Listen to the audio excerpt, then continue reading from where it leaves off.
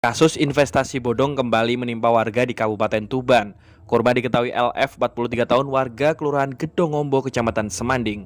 Perempuan tersebut menjadi korban penipuan dan penggelapan dengan modus bisnis klinik kecantikan yang dikeluarkan oleh FZ, 25 tahun perempuan asal Kecamatan Dukun, Kabupaten Gresik. Akibat kejadian itu korban mengalami kerugian ratusan juta.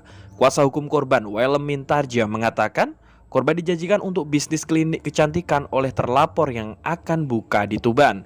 Dari tawaran tersebut korban tergiur karena ada iming-iming keuntungan 40 hingga 50% dari modal.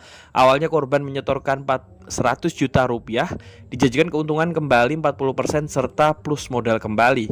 Lalu belum sampai mendapat keuntungan, korban menambah modal lagi 600 juta rupiah dengan janji diberi keuntungan 50%. Namun ternyata modal yang ditanam sejak September 2021 itu hingga kini belum sekalipun dinikmati hasilnya. 9 miliar. Nah, ternyata bukan cuma itu.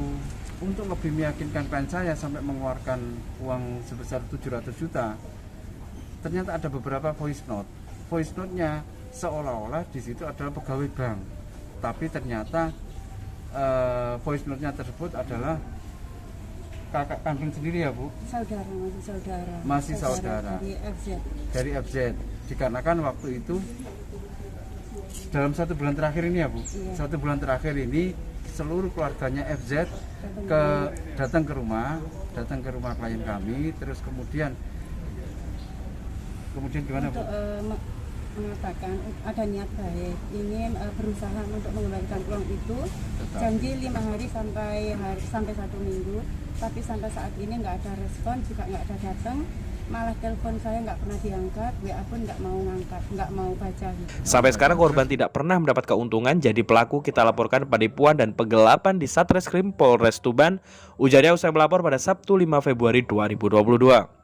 Welem menjelaskan, untuk memperkuat aksi penipuannya, pelaku ini meyakinkan kepada korban jika akan mendapatkan offering letter dari bank senilai 9 miliar rupiah. Namun saat dicek pada bank yang bersangkutan ternyata itu tidak pernah ada. Jadi terlapor ini bohong. Korban juga sudah pernah menagih kepada FZ yang diketahui memiliki klinik kecantikan di Kabupaten Gresik, namun ternyata tidak mendapat respon baik. Hingga akhirnya LF memutuskan untuk membawa kasus tersebut ke jalur hukum. Korban memutuskan untuk membawa proses hukum karena tidak ada niat baik dari terlapor untuk mengembalikan uang korban, pungkasnya.